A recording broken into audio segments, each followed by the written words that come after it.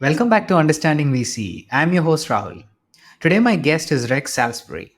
Rex is a founder and general partner at Cambrian, a VC fund integrated with Cambrian community.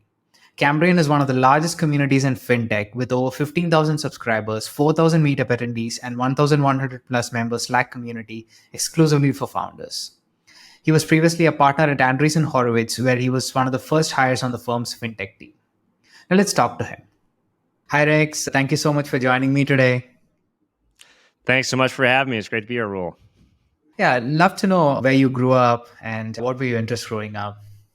Yeah, so I grew up on a farm in Maryland. I'm actually one of 5 kids. And so I spent a lot of time doing work outside as a kid. And probably my first introduction to investing was the complete opposite of venture investing. I was actually working on renovating very dilapidated homes and office properties. So if venture is growth investing, this was very much kind of deep value investing and a lot of sweat equities. But so grew up in Maryland, and then I've been out in the Bay Area now for about a decade, which has been an awesome transition because this is such a great and rich tech ecosystem.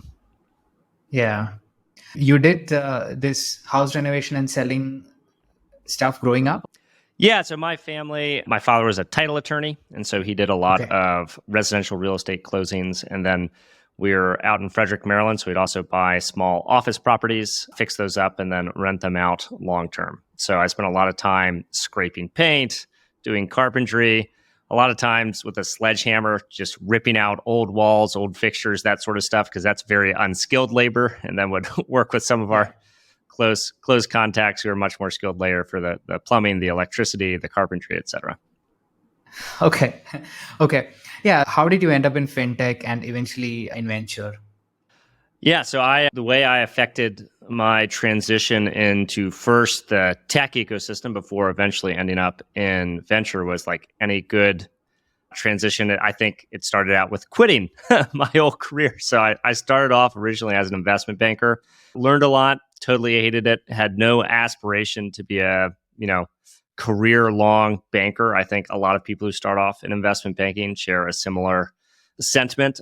Not everyone, though, is willing to just quit their job and try and do something very different. So that's what I did. I was actually, when I was on a trading desk at Bank of America Merrill Lynch, I was on the side teaching myself to code nights and weekends, and then eventually ended up just quitting my job, driving cross country, moving to San Francisco, and then working on Syndio, which is a direct consumer mortgage company. I was working as a back-end engineer under one of the former co-founders of SoFi, Andy Cara, and working on a fully automated mortgage pre-approval. So, but the big thing that I did to do that was put in the work, learned to code, and then took a risk, quit my job, moved cross country. Yeah. So I read a quote from Andy Cara, which says, the case was simply that Rex is smart, understands both finance and tech, has a keen analytical mind, and is willing to ask the hard questions in good faith. So willing to ask the hard questions in good faith is, at least for me, a good sign of a good founder. How come you didn't build a startup? Well, first on who Andy is. So Andy's the CTO of the first fintech company I worked at, Syndio. So I worked under him. Know Andy, love Andy. He's also co-founder of SoFi, and very appreciative that he gave me an opportunity to do my first real work within the fintech ecosystem. In terms of why not being a founder, so first, in a way, I'm a solo GP. I started my own venture firm. I am now running and doing that. However, as you hint at, running a venture firm is very different from starting an operating company. And for me, what it came down to was realizing that probably what I am really good at, or maybe what my superpower is building and maintaining networks. And that's valuable for founders as well, but it's incredibly valuable in the world of venture, especially at the pre-seed and seed.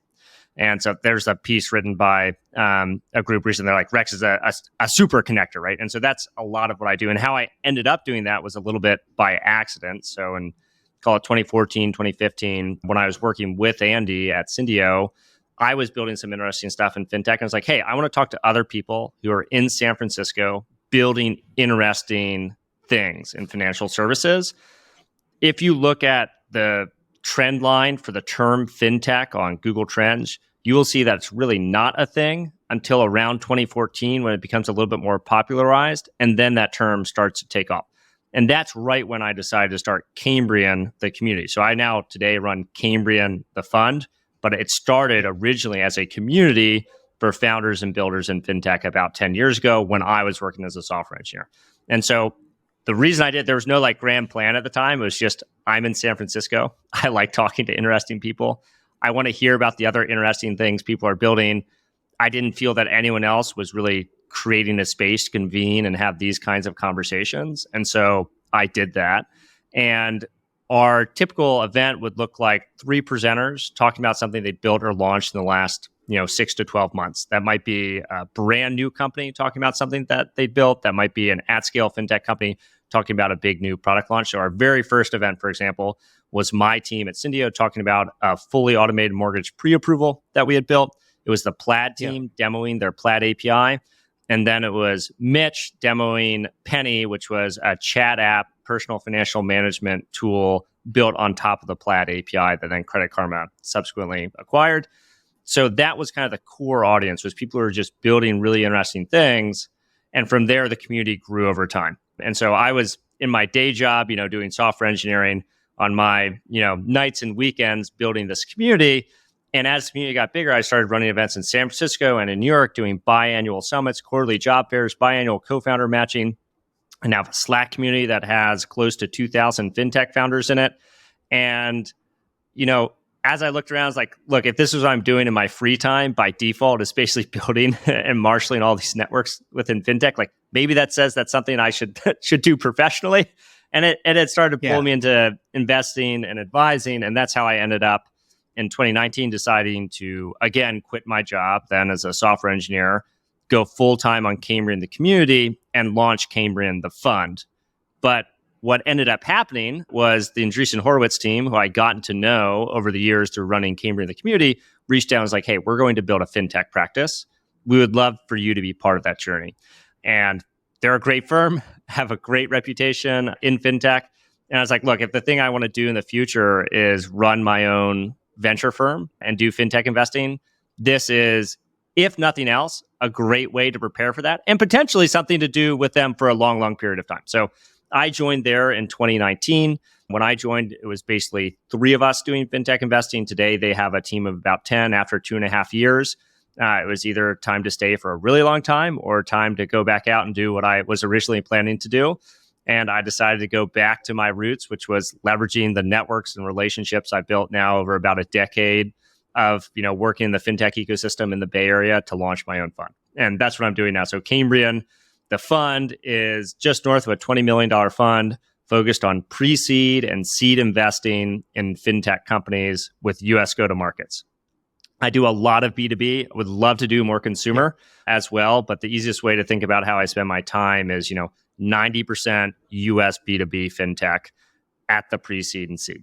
And that's been a great journey because a lot of the community apparatus that I've built over the past decade is incredibly helpful in terms of, yes, like sourcing deals, getting to know founders, knowing founders who have been on 2-3 tours of duty across the fintech ecosystem, but also, and crucially, supporting those founders, helping them find early employees, helping them find early customers, helping them find early infrastructure partners. Which banking as a service provider should I use? Which bank partner should I use directly? Even if they technically don't have a BaaS program, sometimes there are unique banks because of who you're working with that make a ton of sense.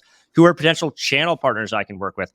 All of these things can be a little bit opaque as people are setting out when they're very early on, even if they're well networked. I spend my whole day talking to lots of different people, different stakeholders in the ecosystem.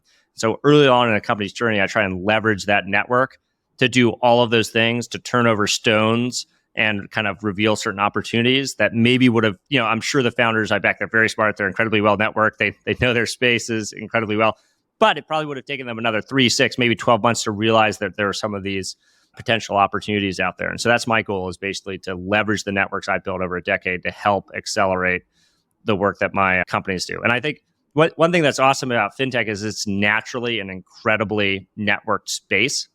If you're building a company, you probably need a payment processor. You need like a banking partner. You need regulatory counsel. You need channel partners who have, one set of products, but your product is complementary to that product. And so fintech, I think more so than say consumer software, where maybe it's just like a standalone social app, or enterprise, where it's similar sort of thing, fintech is naturally networked in a way that I think is unique to this ecosystem, which means a network-driven approach to investing and to building can create a lot of value. So you had some original question, which was, I think, why not build a company and instead start doing venture? I think there are a lot of people who are like, oh, I want to do venture, and they like don't necessarily know what it means or why they want to do it. And I actually think building a company is like a much more interesting thing for most people. I ended up in venture accidentally. It was something like I found myself doing, and then was like, well, I should probably like do this if I'm already spending a lot of time doing it. So that's the story. I basically accidentally ended up in venture land. Was there a moment when you realized that you're good at this building network and connecting people? Yeah. So careers, I think, often are, there are a lot of paths that are not taken, and stories can like make a lot of sense when you like look at them ex post and say, oh, here are like the natural stepping stones. But there are a lot of like paths that I didn't take. So actually, one of the big ones that I didn't take was in maybe 2017, 2018. I'd been building Cambrian in the community for a few years. I had also been doing software engineering now professionally for several years. And I was trying to decide, okay, what do I want to do next in my career? And I was actually, again, nights and weekends, pursuing a master's in artificial intelligence through an online program.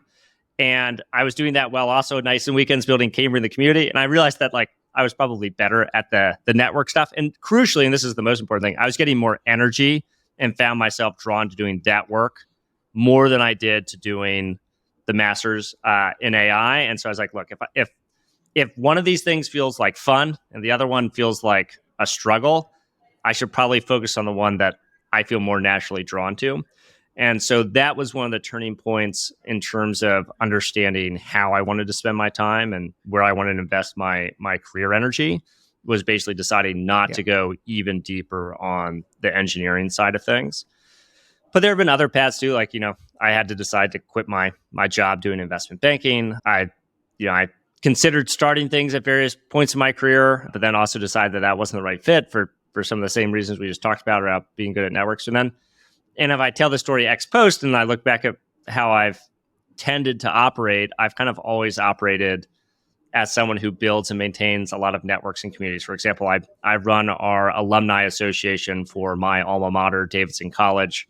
I do a bunch of other work with at points I've been very, very involved with helping build connectivity between the student base and the Bay Area out here. So this is something that I've done in a variety of capacities, and recognizing that it's like, okay, I can probably continue to do this if this is what I do naturally. Yeah.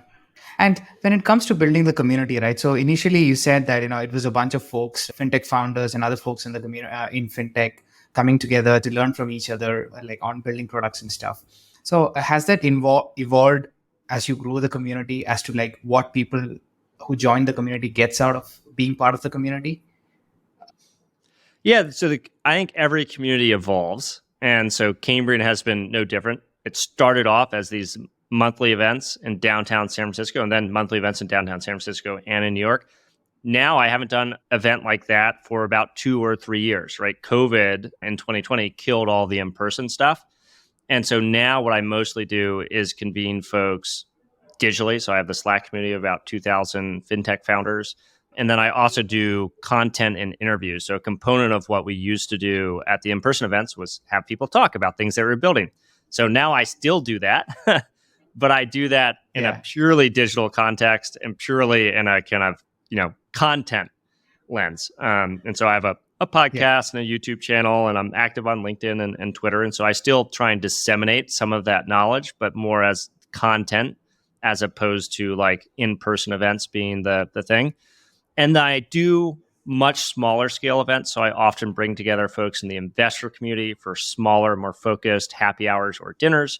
I also do the same thing for the founder community. I bring together on roughly a quarterly basis all the founders in and around Cambrian, the fund. So we now have 20 portfolio companies. We have a whole bunch of great founders, for example, in the Bay Area and in New York. And so when I'm in those locations, I like to try and bring folks together.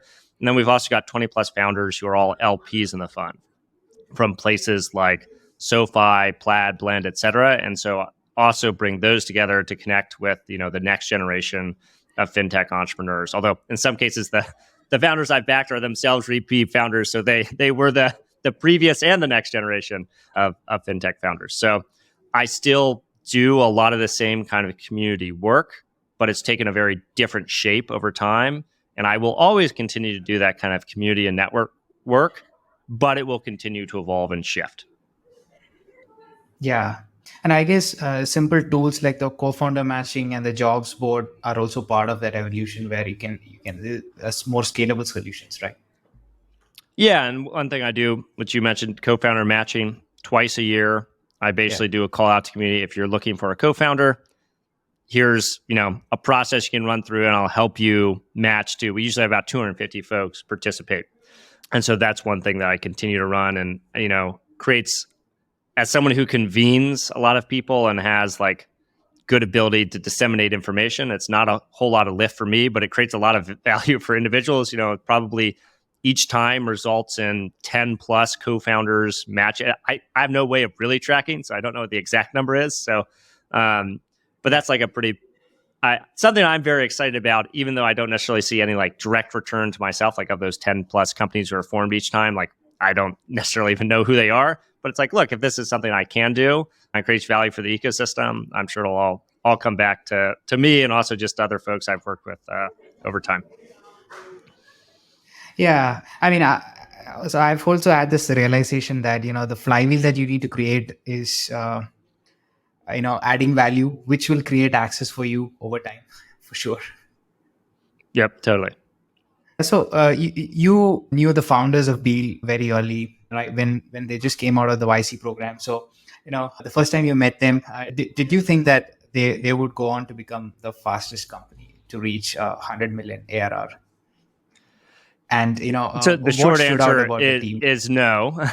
It's very hard. Yeah. Even as a venture investor whose job is to some extent to try and predict the future, it's very hard to predict individual outcomes in terms of who will be the fastest growing companies that you back. And for listeners who aren't familiar, Deal is an all-in-one HR platform for a global team. So easiest way to think about them is a version of international payroll. They allow you to hire and pay anyone around the world, although you might not be hiring, it might be contracting with them. They have a variety of different kind of legal structures behind it. And today they're, have paid out over $5 billion to over 250,000 individuals around the world. And they were last valued at $12 billion a little over a year ago. So that's Deal for folks who aren't familiar. And then when I was at Andreessen Horowitz, we led their Series A late 2019, early 2020. And so they've been a phenomenal outcome. They've been one of the fastest growing portfolio companies in A16Z's history, one of the fastest growing SaaS companies or software companies generally. And I originally met Shuo actually through the community work, Shuo being the co-founder and CTO of Deal, through Cambrian when I was running still at that point in time in-person events, and she presented at one of our events in downtown San Francisco. We ended up leading the Series A little bit later. So if you had told me, back when I originally met Shuo when she was presenting that, she's going to be building the company that's growing faster than any other company, I'd be like, I didn't know that at the time. But you could see that she had an incredibly compelling idea, had worked incredibly hard and developed already even early on. And they basically launched in early 2019, and they saw a lot of traction out of the gate. They were in YC, and their first customers were their YC batchmates. And they just had tremendous pull from a lot of their batchmates who basically wanted to hire global talent, but it was very complicated to do so, especially to pay those individuals, especially if you want to do so in a compliant way. And so it was clear early on that they had strong product pull, maybe even product market fit from very early. They're experiencing fast growth and they had a great team. But even with all those things, like as an investor, it's very hard to predict the future. So it's not surprising, but it's not necessarily something I would have been able to tell you with a high degree of confidence at the time. Yeah, that's the thing, right? I mean, you can have like a early traction, but then to take it to 100 million ARR and that too within a short period of time, yes, COVID helped. So is there anything about the team that really stood out other than the fact that, they have taken great product feedback very early on and things like that? Anything about those two founders that stood out for you? Yeah, I think one thing that I always think about when I think about Deal is they have an internal, company cultural idea, which is deal speed, which is just that they build and ship very, very quickly.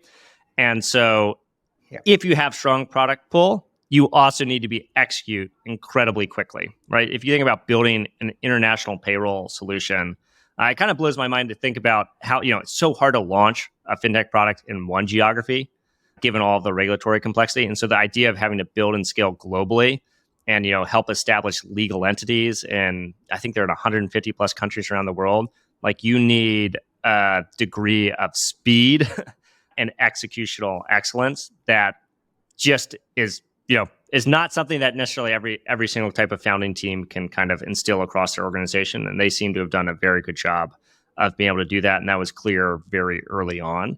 And so I think deal speed is definitely one of the things that I think about in terms of why they've been able to be successful. And that's not to say, even if you have, great execution, fast growth also creates a lot of operational headaches, but you basically build the systems and continually improve them over time. So scaling is an issue at any company, especially and maybe even more so when you're growing incredibly quickly. Yeah. I just talked about regulatory complexity. And I've heard you speak about product counsel in fintech specifically. Could you please expand on why product counsel is so important? So if you want to be reductionist about what a fintech company is, usually the core component of the software you're building is some kind of regulatory rules engine.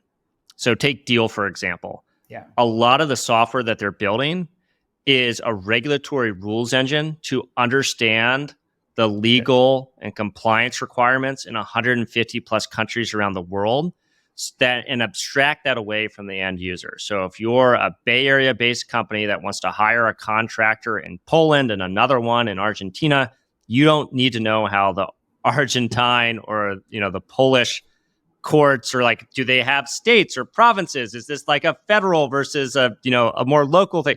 How do I actually move the money? All of that gets transacted away. Do you need an MSB versus an ISB? Do you need a banking charter? Do you need to have a PEO versus there's a lot of complexity there, and understanding and being the regulatory rules engine is at the core of any fintech company in terms of the software they're building.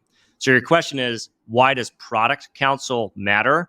And so what is product counsel? Product counsel is someone who is on the legal team at a fintech company whose goal is to help translate legalese into product and software. So the reason this matters so much is, well, for a long time, these individuals were unicorn. It'd be very hard to find someone who is a lawyer and understands how to communicate with product managers and engineers and think in software terms to translate legalese into code. And so now that we're, 10 years into, 10 plus years into the growth of the fintech ecosystem, you actually have a lot more individuals who have done this, who have been product counsel at fintech companies at scale. For example, Deal has a whole legal team. That whole legal team has now spent, 4+ years understanding the global complexities of payroll and working very closely with the engineering team to make sure that their software systems reflect that complexity. But if you're building any other kind of software, you need to understand those same types of things, and you need the right individuals who can translate between those two worlds. So when I think about my time, I used to work at Checker as a software engineer. Checker is governed under the FCRA, the Fair Credit Reporting Act, the same act that was passed in the 1970s that governs how credit scores and credit scoring and credit extended in the US. So it's a very regulatorily important incision when you're doing a background check for hiring for business. And one of the most important things for me as a software engineer to have when I was going out and writing code was to be able to reach out to someone who was on the legal team, who was product counsel, to understand, okay, if I make these changes in the code, is that okay? What downstream implications does that have? And so that's why having really good product counsel matters, because at the end of the day, you're building a regulatory rules engine. Yeah.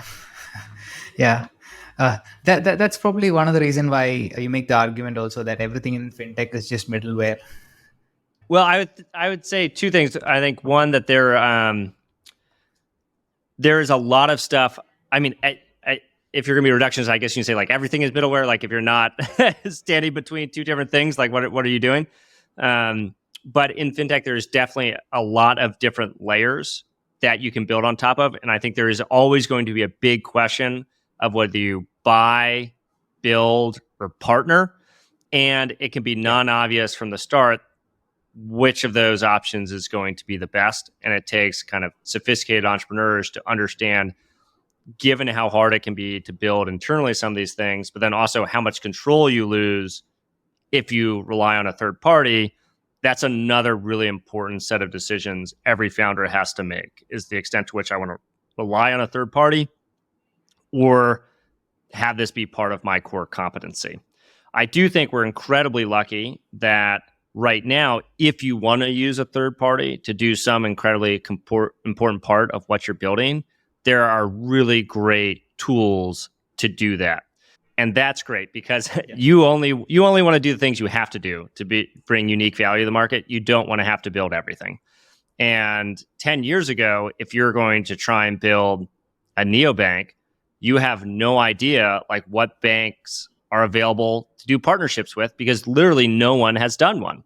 And so it takes you 3 years to find a banking partner. And then when you negotiate the first agreement, it is the first agreement someone has ever negotiated to set up a bank partnership. And so it's like, what should that agreement look like? Well, I don't know. So it takes forever.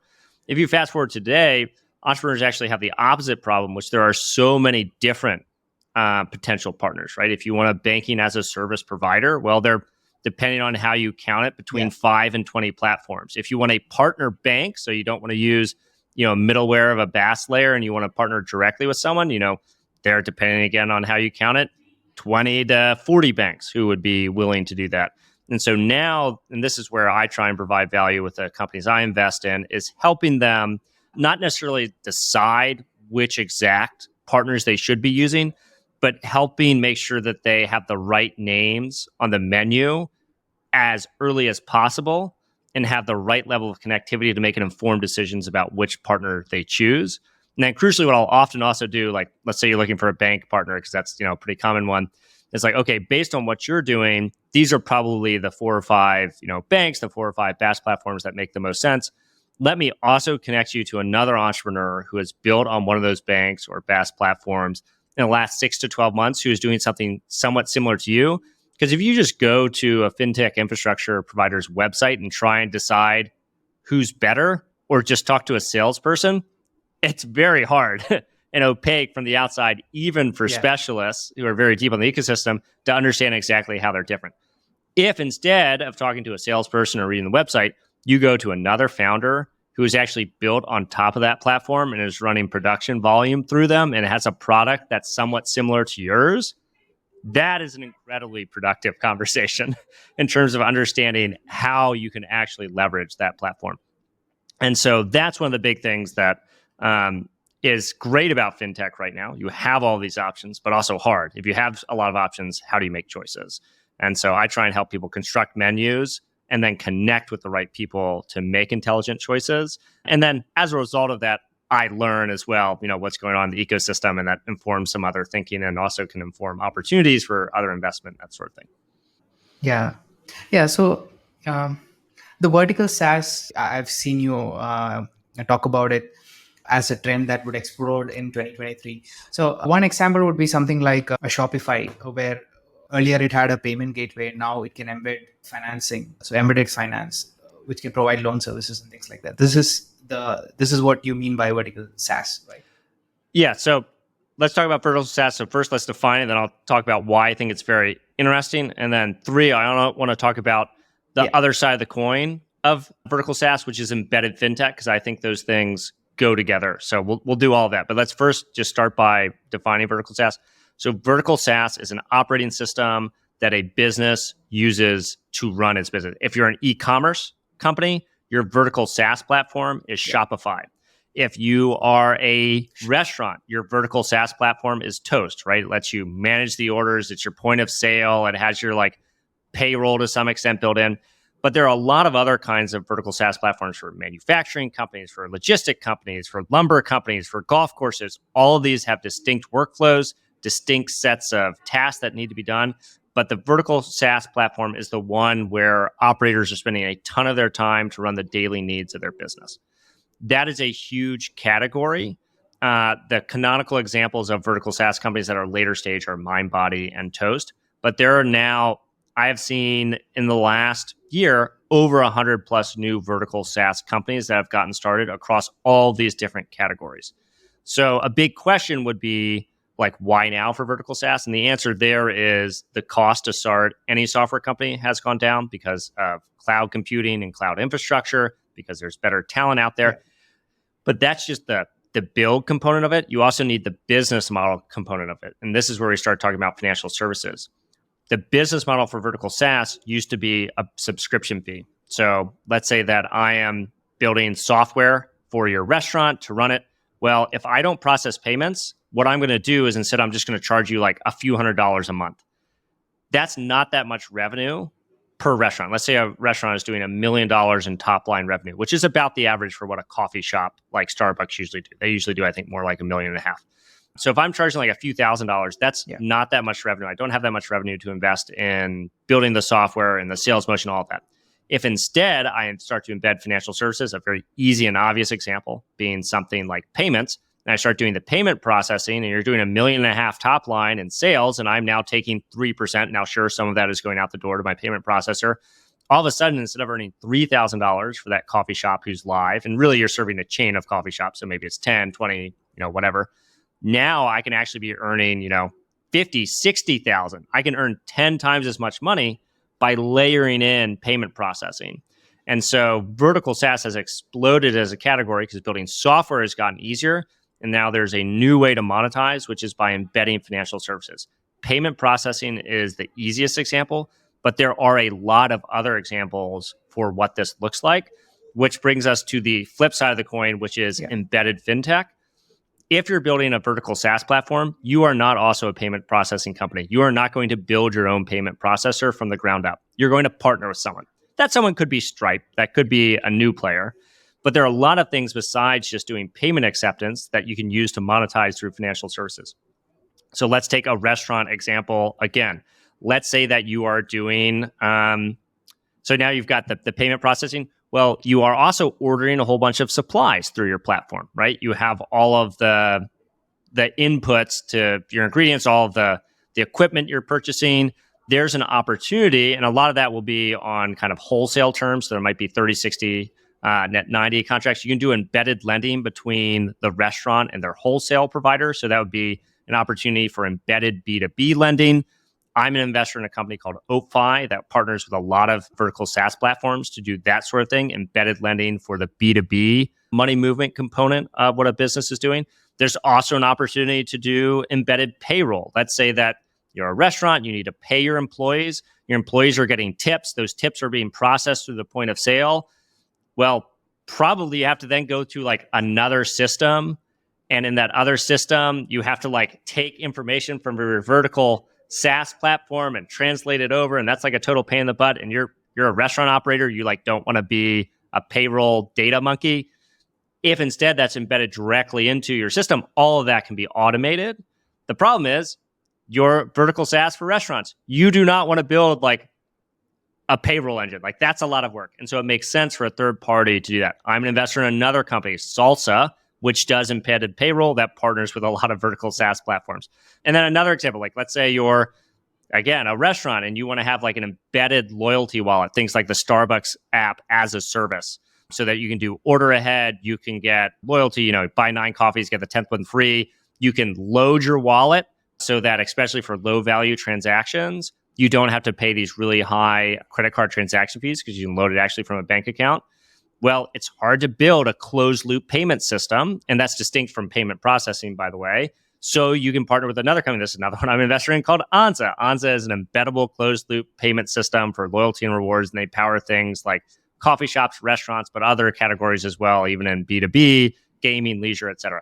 So vertical SaaS is this huge category because there's an opportunity to redefine how every single business operates by loading all their workflows into a single unified platform. And now there's a new business model, which is allowing them to monetize through various kinds of financial services.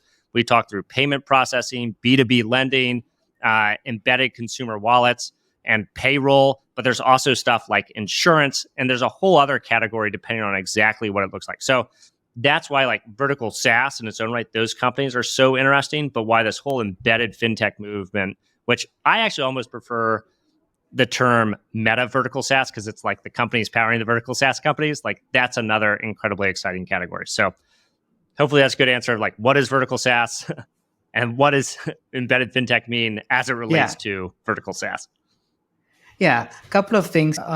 Like in terms of dynamics, right? When it comes to like a vertical SaaS product, especially if they are the leader, it has a winner takes all kind of dynamics, right? Especially if you look at maybe Shopify or something like that. So one problem with vertical SaaS is certain vertical SaaS markets can be small, right? And so they actually maybe need to be a winner take most in order for the market size to be big enough to drive multi-billion dollar outcomes. Other categories, so like e-commerce, for example, is a very large category, and the category itself is large enough to support multiple winners in a variety of different capacities. And so while Shopify is out there and they've done incredibly well and grown incredibly well, there are a lot of other people chipping away at different parts of the e-commerce stack to build either vertical SaaS or kind of marketplace-based opportunities that are still very interesting. So I think sometimes you definitely do need a winner take most, in part because if you start drilling down into like, let's say golf course vertical SaaS, it's like, well, how many golf courses are there? How much can you monetize? Maybe that's not a good example because maybe if you do the math, you're like, oh, actually that is a big category. But then you're like, oh, what about putt-putts? Like maybe putt-putts should have like their own distinct operating system. But you're like, how big is that actually? So then you need winner takes most just because there aren't necessarily that many of those kinds of companies. But in the really big categories like e-commerce, you can have multiple players. Outside the category question, there's also a question of the extent to which you can have some sort of network effect for the business that you're building. That means you end up with a winner takes most dynamic. So if you think about a lot of business categories, they often are highly networked. So I'm an investor in a company called GovForce. They do vertical software for government contractors. Government contracting is an incredibly network space because you have a prime contractor who has a bunch of subcontractors. The subcontractor on one project might be a prime on another project. What GovForce does is they help you manage your relationships with all of your subcontractors and your primes, et cetera. So that creates a natural network effect as you build out that graph of relationships. And so that can be a very interesting and compelling from an investment standpoint when you see a large vertical SaaS category that has a naturally networked aspect to it, which means if the company ends up executing well, they can be a winner take most of the market because once network effects get started, they can be very, very hard to stop or disrupt by a new entrant. Yeah. And also for businesses that already has a great network effect, let's say a large user base like Apple, they can just start financial services because they already have the distribution in place, right? There's also that dynamic. Yeah, and there is always the question of whether incumbents acquire innovation before startups get distribution. In financial services, a lot of at-scale players have struggled historically to actually execute on getting that innovation and using their own distribution channels for it effectively. So, for example, Apple did a card with Goldman. They've recently had huge charge-offs associated with that card.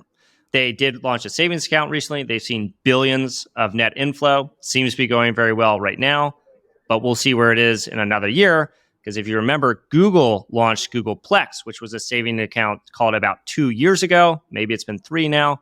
That went nowhere.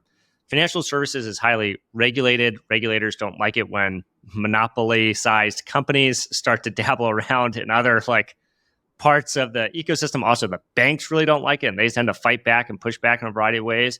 And so there is the opportunity for large at-scale tech incumbents to own big parts of the financial services ecosystem. But there are also a lot of forces that push against that. Because operating a financial services company is very different from operating a search company or a hardware company. And then the big banks too, there is an opportunity for them to acquire, some of this innovation. I think AI will be a very interesting example of, or, trend to watch and see the big banks are able to use AI to automate a lot of the internal workflows. Banks have really high operational costs that are usually armies of analysts doing things in customer support, in compliance, and balance sheet management. It seems like the AI tooling has gotten better to the extent where it could start to take over a lot of those internal operations that drive operational expense and therefore are a drag on profitability. And if so, that could be a big boon to the incumbents. But historically, banks have been incredibly slow to adopt any sort of new technology. For example, JP Morgan in 2019, which 2019, by the way, is, call it 13 years after 2005 when AWS was announced, the first, big cloud compute platform. It was 29, or maybe it was even after that, they announced a partnership. No, I think it was last year, 2022. They announced a partnership with Thought Machine to do a cloud-based core banking system for one of their new products. I'm not even sure which one it's powering. So it took a really, really long time for a large bank to actually move one of their cores into the cloud, call it 15 plus years.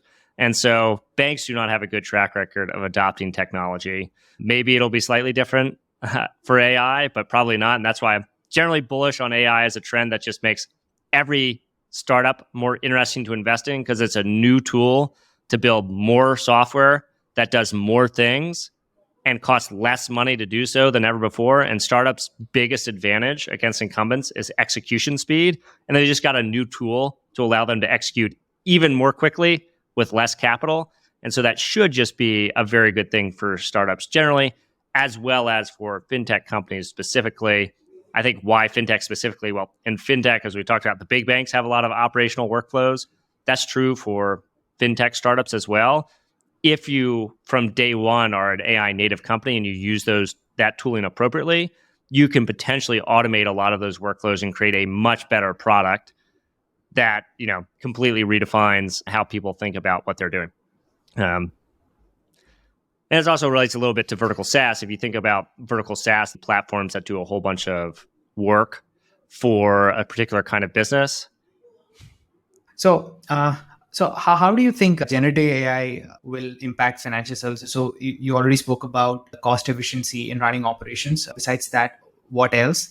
And also, I read a blog post on Andreessen Horowitz, which kind of argues that unlike the other tech like cloud and mobile and internet, adoption for generative AI will be faster, especially among the incumbents.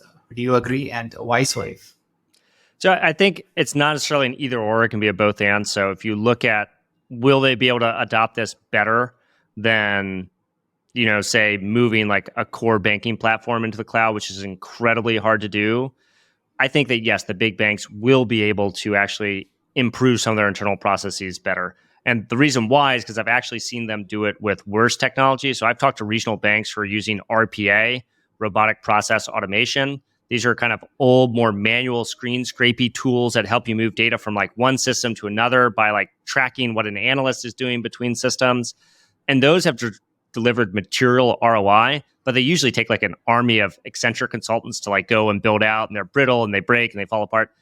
With new generative AI tools, you should be able to build like RPA on steroids that no longer takes an army of consultants to build, but maybe like just a smart internal person can help build that sort of stuff. And now it does more, it's more reliable, it's easier to deploy, it takes over more workflows.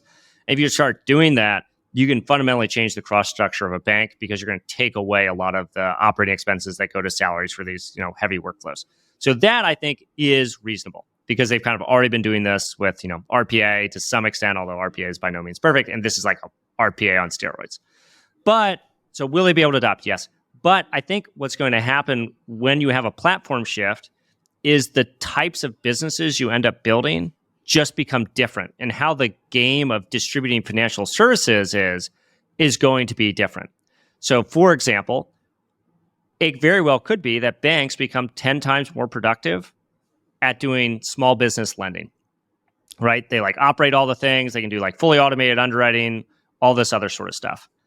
But it doesn't matter, because small businesses they used to lend to, now each one of them has their own vertical SaaS platform that actually just offers them loans in context at good enough rates that the bank's cost of capital advantage doesn't matter. Also, there's another argument that maybe bank's cost of capital advantage is going to go away soon because of some of the things that have happened around SVB and the move towards narrow banking. So like that might go away.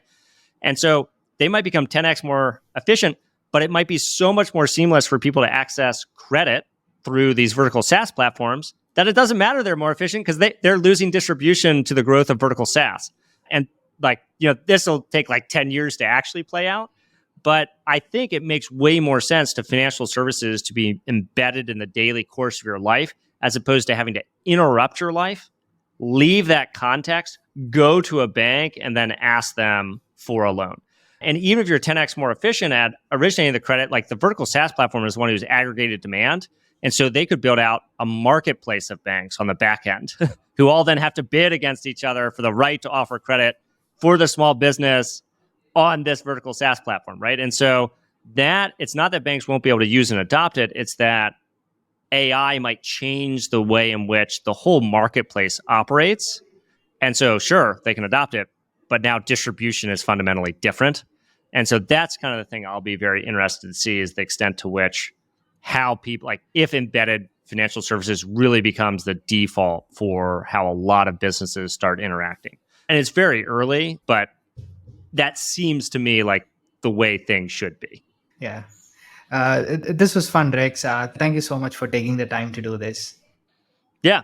Thanks so much for having me all. Hopefully your audience enjoyed some stories and learned some things.